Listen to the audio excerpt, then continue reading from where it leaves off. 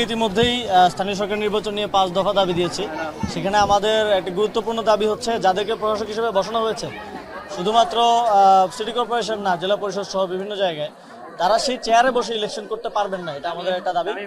যদি তারা চেয়ারে বসে ইলেকশন করেন তাহলে আসলে লেভেল প্লেইং ফিল্ড বলতে কিছু থাকেই না। আপনি যাকে মেয়র ইলেকশন করাবেন তাকে ইলেকশন করার জন্য মেয়র বানিয়েছেন, মানে প্রশাসকের চেয়ারে বসিয়ে দিয়েছেন।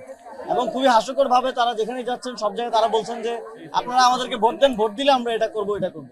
কিন্তু ওনারা মেয়রের চেয়ারে বসে থেকে এখন করতে পারতেছেন না, ভোট দিলে তারা করবেন।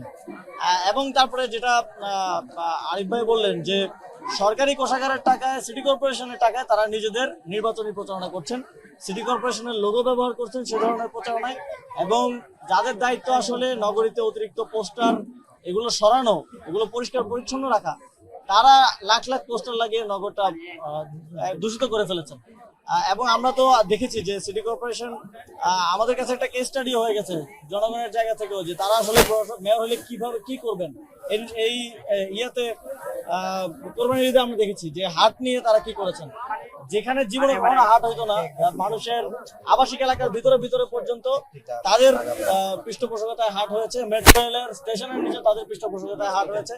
এই যে অব্যবস্থাপনা তারা প্রশাসক হয়ে করেছেন, এটা দিয়ে তারা প্রমাণ করে দিয়েছেন যে তারা মেয়র হওয়ার, এই শহরের মেয়র হওয়ার যোগ্য না। এবং আগামী দিনেও আমরা মনে করি যে কোনোভাবেই তাদের এই প্রশাসকের পদে বসে থেকে নির্বাচন করতে দেওয়া উচিত না।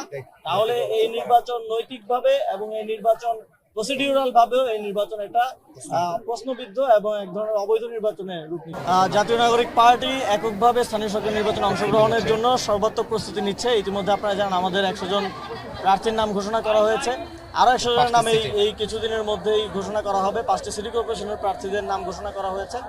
আমরা সারা দেশে আমাদের প্রস্তুতি নিচ্ছি স্থানীয় সরকারে অংশগ্রহণ করার, এবং সেই সক্ষমতা আমাদের রয়েছে। এখন জোটের বিষয়ে, জোটের নির্বাচন হবে কি হবে না সেটা সব রাজনৈতিক দল মিলে বসে তফসিলের পূর্বে বসে এটা বিষয়। এখন আমাদের একটা মুশকিল হয়েছে, এই সরকার তো অনেকে মিলে চালাচ্ছে, আবার আওয়ামী লীগেরও কিছু সফট সাপোর্টার এই গভর্নমেন্টে আছে। এখন আমরা দেখি যে আওয়ামী লীগের এই সরকারের একটা অংশ তারা ইলেকশন কমিশনের সাথে কথা বলে আওয়ামী লীগের নেতারা যেন নির্বাচন অংশগ্রহণ করতে না পারে, যারা আওয়ামী লীগের পোস্টেড আছেন বা আওয়ামী লীগ করেন, সেটা নিয়ে আলাপ করছে। আবার সরকারের একজন উপদেষ্টাকে দেখছি, তিনি বলছেন যে আওয়ামী লীগ নির্বাচন করতে পারবে। তো সরকারের দিক থেকে আসলে মেসেজটা ক্লিয়ার না। আমাদের মনে হয় যে সরকারের একটা অংশ আওয়ামী লীগও চালাচ্ছে বিএনপির সাথে সাথে। কারণ এইটার তো প্রশ্নই ওঠার কথা না যে একটা নিষিদ্ধ সংগঠনের নেতারা কিভাবে নির্বাচন অংশগ্রহণ করতে পারে। নিষিদ্ধ সংগঠনের কার্যক্রম নিষিদ্ধ, মানে সব ধরনের কার্যক্রম নিষিদ্ধ, এবং তাদের পোস্টেড নেতা কর্মীদের সব ধরনের কার্যক্রম, নির্বাচন অংশগ্রহণ, এই সব কিছু নিষিদ্ধ হওয়া উচিত। আমরা মনে করি এটা সরকারের আইন শৃঙ্খলা পরিস্থিতি নিয়ন্ত্রণে ব্যর্থতা, এবং আমরা আসলে অন্তর্বর্তী সরকারের আমলেও এত মিছিল দেখি নাই। যদিও বলা হতো অন্তর্বর্তী সরকার আইন শৃঙ্খলা রক্ষা করতে পারছে না, তারা হোম মিনিস্ট্রি চালাইতে পারছে না। তো আমরা দেখছি এখন আরও দুর্বল অবস্থা হোম মিনিস্ট্রির, তারা আরও হোম মিনিস্ট্রি চালাইতে পারছে না, এবং ঢাকায় থানায় থানায় মিছিল হচ্ছে। এটা আমরা মনে করি স্বরাষ্ট্রমন্ত্রী এবং এই সরকারের ব্যর্থতা। এবং এই নিষিদ্ধ আইনত যে সংগঠন নিষিদ্ধ, তার কার্যক্রম নিষিদ্ধ, এটা নিশ্চিত করাটা হচ্ছে স্বরাষ্ট্রমন্ত্রী এবং স্বরাষ্ট্র মন্ত্রণালয়ের দায়িত্ব। তারা দায়িত্ব পালনে অবহেলা করছে।